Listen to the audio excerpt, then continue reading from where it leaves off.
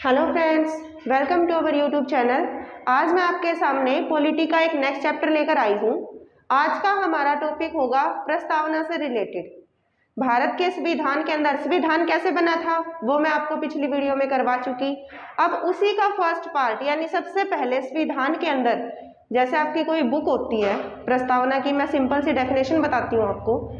आपकी कोई बुक होती है, बुक के फर्स्ट पेज पर आपका इंडेक्स होता है, वो आप सभी को पता है ना कि भाई एक नंबर पर ये चैप्टर है, सेकंड पर ये है, थर्ड पर ये है, इस टाइप के होते हैं ना आपका इंडेक्स। तो प्रस्तावना का सेम वही काम है, यानी सारे संविधान के अंदर क्या बताया गया है उसका कंप्लीट निचोड़ आपका प्रस्तावना के अंदर है।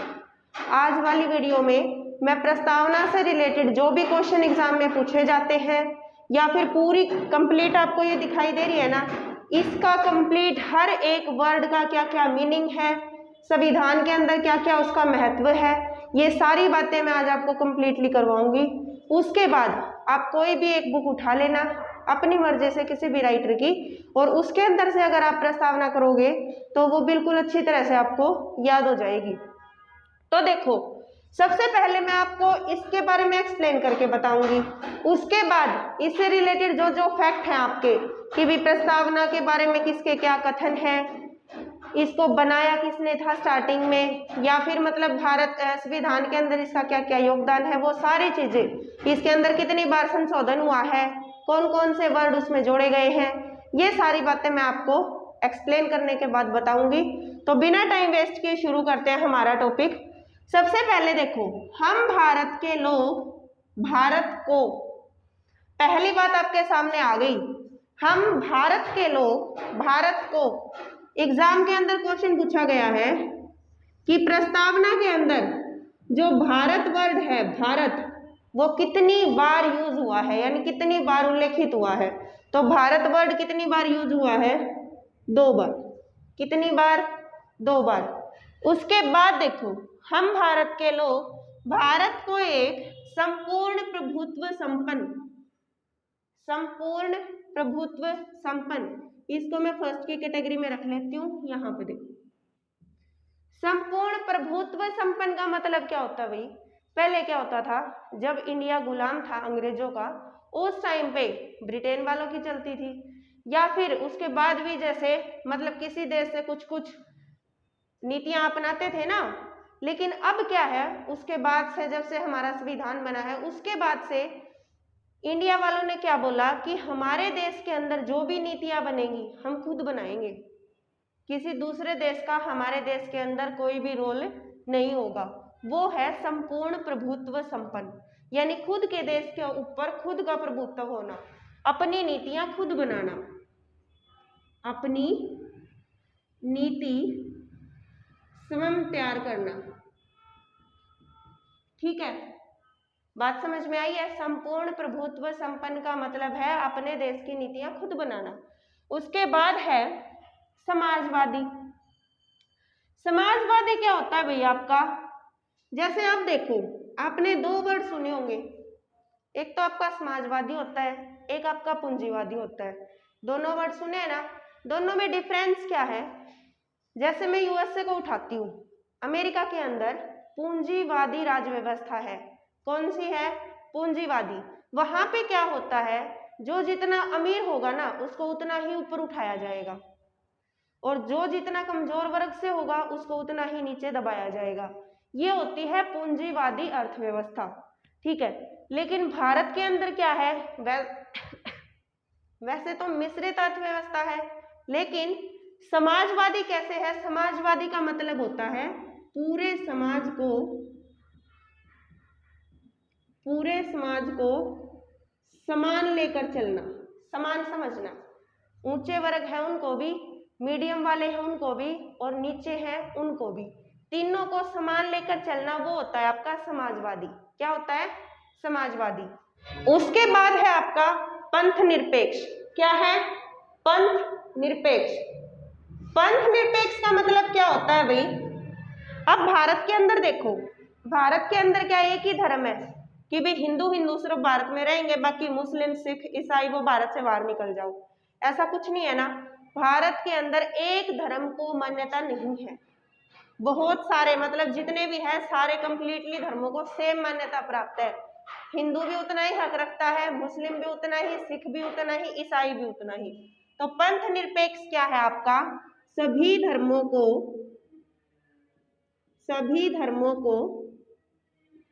समान समझना, सभी धर्मों को समान समझना, ये है, ये क्या है आपका? पंथ निरपेक्ष। क्या है? पंथ निरपेक्ष। उसके बाद है लोकतंत्रात्मक। क्या है आपका? लोकतंत्रात्मक। लोकतंत्रात्मक क्या होता है? लोकतंत्र सुना है आपने, डेमोक्रेसी सुना है ना? उसके अंदर क्या होता है?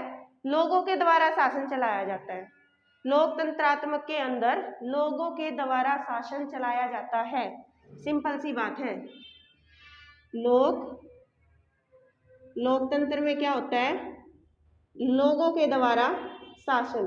अब देखो इंडिया के अंदर क्या है, ये तो नहीं है कि भी अब प्रधानमंत्री मोदी जी हैं तो आने वाले टाइम में जो उनका बच्चा होगा वो प्रधानमंत्री बनेगा, या फिर अब राष्ट्रपति वो हैं आने वाले टाइम में उनका बच्चा बनेगा, ऐसा कुछ नहीं होता ना। इंडिया के अंदर क्या होता है? 5 साल के लिए प्रधानमंत्री को जनता के द्वारा चुना जाता है, राष्ट्रपति को भी लोगों के द्वारा चुना जाता है, वो चाहे प्रत्यक्ष हो या अप्रत्यक्ष तरीके से हो, कैसे भी करके शासन किसका चलता है? जनता का चलता है। ठीक है, यहाँ पे शुरू में भी देखो हम भारत के लोग था जो, यानी संविधान के अंदर सबसे बड़ी शक्ति किसको बोला गया है? जनता को बोला गया है। जनता को क्या बोला गया है? भारत की शक्ति बोला गया है। तो लोकतंत्र में क्या होता है? लोगों के द्वारा शासन, वो किसी एक को चुनेंगे, उसके द्वारा शासन किया जाएगा। उसके बाद है भाई आपका गणराज्य। 5th नंबर पे क्या है आपका? गणराज्य। गणराज्य, गणतंत्र, ये क्या होते हैं वो देखो। जैसे देखो आपने राजतंत्र सुना है? राजतंत्र, राजतंत्र के अंदर क्या होता था? राजा का बेटा राजा बनता था, राजा का बेटा राजा बनता था, वो राजतंत्र होता था। लेकिन गणतंत्र में क्या है? गणतंत्र में क्या होता है? जैसे इंडिया के अंदर 2 प्रमुख पद है आपके सबसे बड़े, एक तो संवैधानिक रूप से, एक वास्तविक रूप से। संवैधानिक रूप से प्रमुख कौन है? सबसे मेन किसको माना गया है? राष्ट्रपति को। लेकिन वास्तविक शक्तियां किसके हाथों में निहित है? प्रधानमंत्री के हाथों में निहित है। ठीक है, इन 2 को मेन माना गया है। अब ये बताओ ये जो दोनों हैं क्या ये पीढ़ी दर पीढ़ी आए हैं? मतलब जो इनके बाप दादा थे क्या उन्हीं से आए हैं? ये नहीं आए ना, लोगों के द्वारा चुना गया है ना। तो गणतंत्र में क्या होता है? पैतृक नहीं होते ये, यानी इनको ये सत्ता विरासत में नहीं मिली होती, बल्कि ये जनता के द्वारा चुने जाते हैं। और इनकी लिमिट भी होती है, टाइम की लिमिट अवधि होती है। ठीक है, लिमिट में होते हैं, ये 5 साल के लिए चुना जाता है, प्रधानमंत्री 5 साल के लिए चुना जाता है ना। तो वो है आपका गणतंत्र। राजतंत्र राजा का बेटा, और गणतंत्र जो मतलब पैतृक ना हो, ये तो पैतृक है, राजा का बेटा राजा बन गया, विरासत चलती आ रही है, लेकिन इसके अंदर पैतृक नहीं होता और इसके अंदर उनके शासन करने की अवधि भी निहित होती है। ठीक है, ये था आपका वही राजतंत्र, गणतंत्र। उसके बाद देखो यहाँ पे देखो गणतंत्र के अंदर, गणतंत्र में एक तो पैतृक नहीं होते भाई, और एक इनकी टाइम की लिमिट होती है, समान अवधि के लिए ये चुने जाते हैं। उसके बाद जनता चाहे तो मतलब बीच बीच में अगर कोई सरकार पसंद नहीं आती वो तो दूसरी बात है, लेकिन मोस्टली कितने टाइम के लिए चुने जाते हैं? ये 5 साल के लिए। उसके बाद है लोकतंत्रात्मक गणराज्य बनाने के लिए उसके समस्त नागरिकों को सामाजिक, आर्थिक व राजनीतिक न्याय, सामाजिक, आर्थिक और राजनीतिक न्याय। क्वेश्चन बन गया यहाँ से आपका। प्रस्तावना के अंदर, प्रस्तावना में जो न्याय है, न्याय वो कितने प्रकार के हैं? 3। ये वाला क्वेश्चन पेपर के अंदर आया भी है। पेपर एग्जामिनर ने क्या किया था? 4 ऑप्शन दे दिए थे आपको, 4 में से ये पूछ लिया था कि इनके अंदर प्रस्तावना में जो न्याय शामिल है उनमें से वो नहीं है। तो 3 तो थे, एक नहीं था। तो 3 न्याय कौन कौन से हैं? सामाजिक, आर्थिक और राजनीतिक। सामाजिक, आर्थिक और राजनीतिक, ये 3 न्याय है भी आपकी प्रस्तावना में शामिल। इनको याद रखना है, सीक्वेंस भी याद रखनी है। पहले सामाजिक आएगा, फिर आर्थिक आएगा और फिर राजनीतिक आएगा। सीक्वेंस पक्का याद रखनी है। कैसे याद करोगे वो देखो। आप समाज में रह रहे हो, ठीक है। आर्थिक का मतलब क्या होता है? पैसे से रिलेटेड होता है ना, समझ में आ रही है बात? आर्थिक वर्ड जहां पे आ जाए वो इकोनॉमी से रिलेटेड, पैसे से रिलेटेड होता है। समाज में रह रहे हो, आपके पास पैसा आ जाएगा, फिर आप राजनीति में चले जाओगे। छोटी सी ट्रिक है, समाज में रह रहे हो, पैसा आ जाएगा, फिर आप राजनीति में चले जाओगे। ये है आपके प्रस्तावना में 3 न्याय। उसके बाद है विचार अभिव्यक्ति। क्या है आपके? विचार अभिव्यक्ति। विचार अभिव्यक्ति आपने मौलिक अधिकार पढ़े हैं। मौलिक अधिकारों में क्या बोल रखा है? विचारों की अभिव्यक्ति की स्वतंत्रता, यानी हर इंसान के पास अपने सोचने समझने की स्वतंत्रता होती है, कुछ भी सोच सकता है वो, ठीक है। कौन से आर्टिकल में है? आर्टिकल 19 के अंदर। कौन से के अंदर है? 19 में। विचार अभिव्यक्ति के अंदर क्या होता है? सोचने समझने की स्वतंत्रता। विश्वास धर्म, विश्वास धर्म, इनमें क्या मतलब है भाई? इनका मतलब है कि आप किसी भी धर्म को अपना सकते हो, आपके ऊपर पूरी छूट है, ठीक है। आप अपनी मर्जी से, अगर आप हिंदू हैं अपनी मर्जी से मुस्लिम बन सकते हो, अपनी मर्जी से ईसाई बन सकते हो, अपनी मर्जी से मतलब कुछ भी बन सकते हो आप, आपको स्वतंत्रता है पूरी पूरी। ये है आपका विश्वास धर्म। उसके बाद है उपासना की स्वतंत्रता। उपासना क्या होता है भाई? उपासना होता है भगवान की पूजा करना। किसकी पूजा करना? भगवान की पूजा करना। इसके अंदर क्या है? आपको ये भी पूरी छूट दी गई है कि आप किसी भी भगवान को मान सकते हो। ये नहीं है कि शिव जी को मानोगे, या ये नहीं है हनुमान जी को मानोगे। आप किसी भी भगवान को मान सकते हो, उसकी पूजा कर सकते हो, ये भी आपको छूट दी गई है। उसके बाद है भाई प्रतिष्ठा व अवसर की समता। अब क्या होता है भाई? कोई भी जॉब निकलती है, सेम अवसर दिया जाता है ना, सभी को दिया जाता है। वो तो वो अलग बात है कि कैटेगरी वाइज बांट दिया, लेकिन संविधान क्या कहता है कि भी सभी को समान अवसर दिए जाए, सभी को आगे बढ़ने का मौका दिया जाए। ये है आपका अवसर की समता के अंदर। प्राप्त करने के लिए तथा उन सब में व्यक्ति की गरिमा और राष्ट्र की एकता व अखंडता। व्यक्ति की गरिमा, उसका मान सम्मान, राष्ट्र की एकता, राष्ट्र के अंदर एकता बनाना, आपस में मेल जोल रखना। अखंडता, अखंडता होता है टुकड़ों में न टूटना। अब यहां से एक वर्ड समझ में आया है, यहां देखो, एक तो था आपका समाजवादी, एक था आपका पंथ निरपेक्ष और एक है आपका अखंडता। ये 3 वर्ड याद रखना, समाजवादी, पंथ निरपेक्ष और अखंडता। इन तीनों से रिलेटेड मैं एक ऐसा क्वेश्चन बताऊंगी जो एग्जाम के अंदर कई बार पूछा जा चुका है और आगे भी पूछा जाएगा। अखंडता होती क्या है वो देखो। अखंडता होती है छोटे छोटे टुकड़ों में, मतलब कोई चीज को, जैसे भारत है, क्या भारत को आप छोटे छोटे टुकड़ों में बांट सकते हो? नहीं बांटना ना। तो वही है राष्ट्र के अंदर एकता बनाए रखना, उसका छोटे छोटे टुकड़ों में विभाजन न करना। सुनिश्चित करने वाली बंधुता बढ़ाने के लिए दृढ़ संकल्प होकर। बंधुता, बंधुता वर्ड कहाँ से आया है भाई? बंधुता वर्ड आया है आपका फ्रांस की क्रांति से। वहां पे बंधुता का नारा दिया गया था। कहाँ से आया है? फ्रांस की क्रांति से। फ्रांस की क्रांति कब हुई थी? 1789 के अंदर, तब हुई थी ना। वहां पे बंधुता का नारा दिया गया था, वहीं से आपको बंधुता वर्ड उठा लिया गया है, याद रखना ये बात। बंधुता बढ़ाने के लिए दृढ़ संकल्प होकर अपनी इस विधानसभा में आज तारीख 26 नवंबर 1949,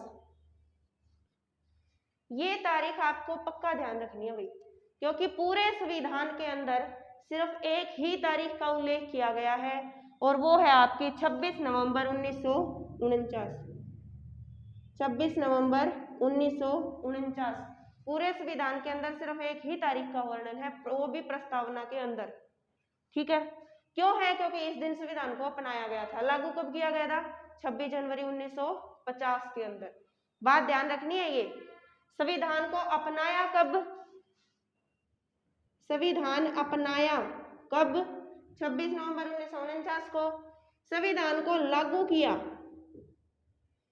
26 जनवरी 1950 को। ये बातें ध्यान रखनी है। को एतद द्वारा, एतद क्या होता है भाई? एतद होता है अपने आप के द्वारा, यानी लोगों के द्वारा ही संविधान को अपनाया गया है। एतद द्वारा इस संविधान को अंगीकृत, अंगीकृत क्या होता है? किसी भी चीज को मतलब अपनाना, उसको गोद लेना, उसको अडॉप्ट करना, वो होता है आपका अंगीकृत। क्या होता है? अंगीकृत। अधिनियमित क्या होता है भाई? अधिनियमित होता है उसको लागू करना। क्या होता है? लागू करना। और आत्मार्पित करते हैं। आत्मार्पित का मतलब होता है अपनी आत्मा से। क्या होता है? अपनी आत्मा से, ये होता है आपका आत्मार्पित।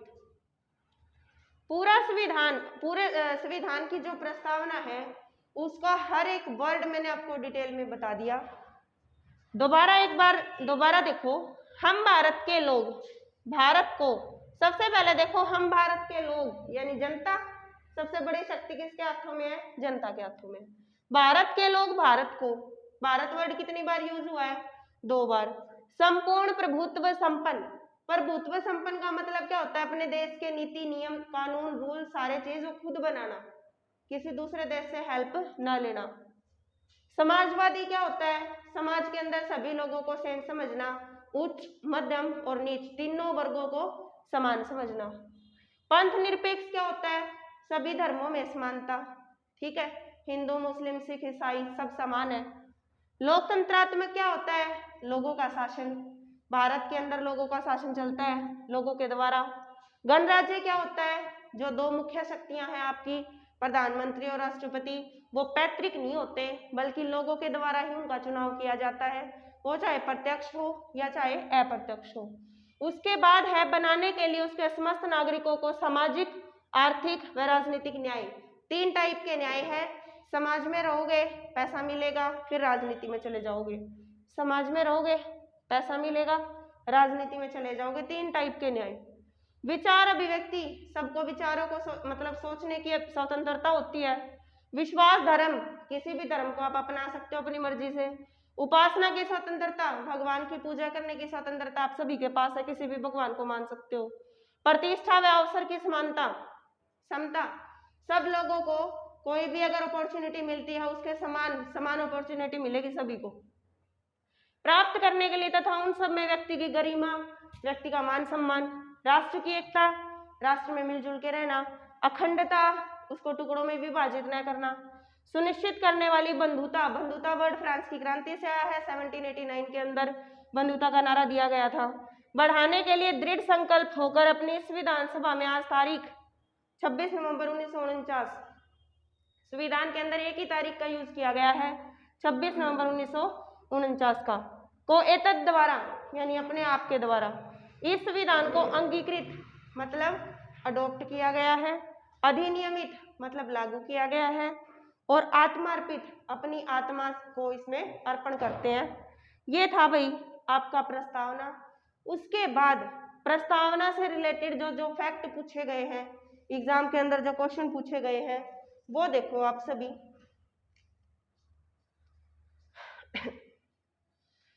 ये वाला चीज मैं आपको बता चुकी, अब यहाँ पे देखो।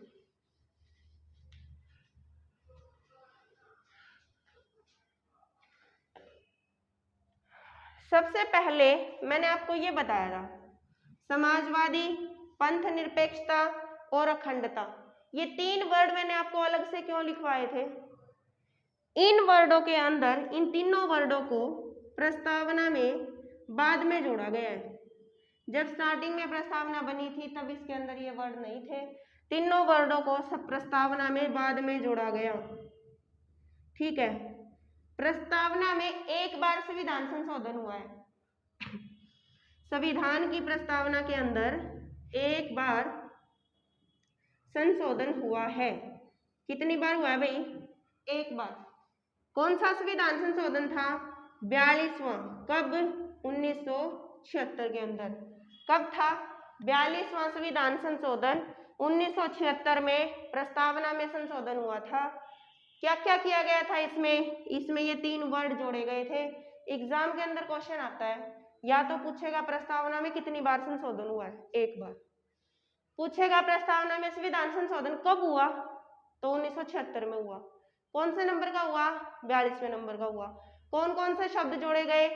समाजवादी, पंथनिरपेक्षता और अखंडता, ये तीनों शब्द उसके अंदर जोड़े गए। ये तो था आपका संविधान संशोधन प्रस्तावना के अंदर जो हुआ है वो। उसके बाद और फैक्ट देखो। उसके बाद आपके सामने क्वेश्चन आता होगा कि ये प्रस्तावना बनी कहां से थी। तो देखो पहला फैक्ट, पंडित जवाहरलाल नेहरू जी ने कब? 13 दिसंबर 1946 को। कब? 13 दिसंबर 1946 को। 13 दिसंबर 1946 को पंडित जवाहरलाल नेहरू जी ने एक उद्देशिका पेश की थी। क्या की थी? उद्देशिका। अब है ना एग्जाम के अंदर प्रस्तावना की जगह पर उद्देशिका भी आ सकता है भाई, ध्यान रखना इस बात को। ये मत सोचना ये कौन सा वर्ड आ गया पॉलिटी के अंदर। प्रस्तावना को उद्देशिका भी बोलते हैं। तो 13 दिसंबर 1946 को पंडित जवाहरलाल नेहरू जी ने एक उद्देशिका पेश की और फिर इसी उद्देशिका को जब संविधान बनाया गया तो उसमें प्रस्तावना के रूप में जोड़ा गया। उसके बाद देखो भाई प्रस्तावना कौन से देश से ली गई है? प्रस्तावना है जो वो कौन से देश की देन है? आपके सामने ऑप्शन है यूएसए और ऑप्शन है ऑस्ट्रेलिया। आप क्या आंसर लगाओगे इसमें से? यूएसए और ऑस्ट्रेलिया, इनके अंदर से आप क्या आंसर लगाओगे? तो आप लगाओगे दोनों चीजें। क्यों? अगर पेपर में ये पूछ लिया जाए कि प्रस्तावना का जो विचार है ना, प्रस्तावना का विचार वो कौन से देश से लिया गया है? यूएसए से। और जो प्रस्तावना की भाषा है वो कौन से देश से ली गई है? ऑस्ट्रेलिया से। इस बात का ध्यान रखना है। प्रस्तावना का जो विचार है यूएसए से लिया गया है और प्रस्तावना की जो भाषा है ऑस्ट्रेलिया से ली गई है। उसके बाद है भाई प्रस्तावना के बारे में कुछ कथन है। जैसे देखो N.A. पालकीवाला, N.A. पालकीवाला, इन्होंने क्या बोला है प्रस्तावना को? इन्होंने प्रस्तावना को भारतीय संविधान का परिचय पत्र बोला है। भारतीय संविधान का परिचय पत्र। पेपर के अंदर क्वेश्चन आ जाएगा कि भी प्रस्तावना को भारतीय संविधान के परिचय पत्र की संज्ञा किसने दी है? तो N.A. पालकीवाला ने दी है। किसने दी है? N.A. पालकीवाला ने। उसके बाद है सेकंड अल्लादी कृष्णस्वामी अय्यर, अल्लादी कृष्णस्वामी अय्यर, इन्होंने क्या बोला है भाई? इन्होंने प्रस्तावना को दीर्घकालीन सपनों का विचार बोला है। दीर्घकालीन सपनों का विचार। क्या बोला है? दीर्घकालीन सपनों का विचार। किसने बोला है? अल्लादी कृष्णस्वामी अय्यर ने। किसको बोला है? प्रस्तावना को बोला है। क्यों बोला है? क्योंकि प्रस्तावना के अंदर क्या है? पूरे संविधान का शॉर्ट रूप ही तो है, यानी हमें इंडिया को ऐसा ऐसा बनाना है, तो वो आपका सपना ही तो है ना, दीर्घकालीन सपनों का विचार। तो वो इसीलिए अल्लादी कृष्णस्वामी अय्यर जी ने दीर्घकालीन सपनों का विचार बोला है प्रस्तावना को। उसके बाद है भाई संविधान की आत्मा। संविधान की आत्मा मोस्ट इंपोर्टेंट क्वेश्चन। 2 आंसर आते हैं, एक तो आता है आर्टिकल 32 और एक आता है प्रस्तावना। इन दोनों को भारतीय संविधान की आत्मा बोला जाता है। तो पेपर में अगर दोनों आगे तो कैसे करोगे? तो ऐसे करोगे, अगर पेपर में क्वेश्चन आ जाए डायरेक्ट कि भी भारतीय संविधान की आत्मा किसको बोला जाता है, तो आप बता दोगे कि भी प्रस्तावना को बोला जाता है। लेकिन पेपर के अंदर क्वेश्चन आ गया कि भीमराव अंबेडकर के द्वारा संविधान की आत्मा किसको बोला गया है? तो आर्टिकल 32 को बोला है। भीमराव अंबेडकर जी ने संविधान की आत्मा किसको बोला है? आर्टिकल 32 को। किसको? आर्टिकल 32 को।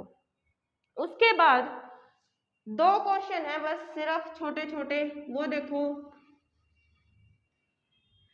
सबसे पहले क्या होता था?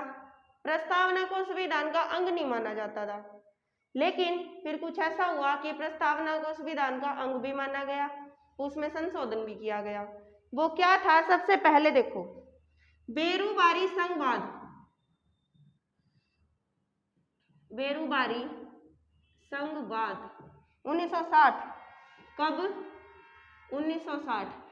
ये एक केस था, इसके अंदर सुप्रीम कोर्ट ने बोला था कि जो प्रस्तावना है वो संविधान का हिस्सा नहीं है। प्रस्तावना जो है वो संविधान का हिस्सा नहीं है। लेकिन फिर क्या हुआ था? केशवानंद भारती केरल विवाद। केशवानंद भारती केरल विवाद कब? 1973 के अंदर। कब? 1973 के अंदर। इसके अंदर माना गया कि हाँ भाई, जो प्रस्तावना है वो संविधान का हिस्सा है और इसके अंदर संशोधन भी किया जा सकता है। और इसी के परिणाम स्वरूप 1976 के अंदर प्रस्तावना में संशोधन किया भी गया और 3 शब्द जोड़े भी गए। यहाँ पे प्रस्तावना को अंग नहीं माना जाता था, ना ही इसमें कोई, जब अंग ही नहीं होगा तो संशोधन कहाँ से होगा? ना ही संशोधन हो सकता था। लेकिन 1973 के अंदर इस केस में प्रस्तावना को अंग माना भी गया और फिर उसके अंदर संशोधन भी किया गया। तो इससे रिलेटेड, आपके प्रियम्बल से रिलेटेड जो भी क्वेश्चन एग्जाम के अंदर आते हैं, आए हैं या आगे आएंगे, वो सारे क्वेश्चन आपके कंप्लीट हो गए हैं। एक बार इस चैप्टर को किसी भी बुक से भी पढ़ लेना अच्छे से, तब और भी अच्छे से याद हो जाएगा। उसके बाद यहाँ तक वीडियो को देखने के लिए thank you. Have a nice day.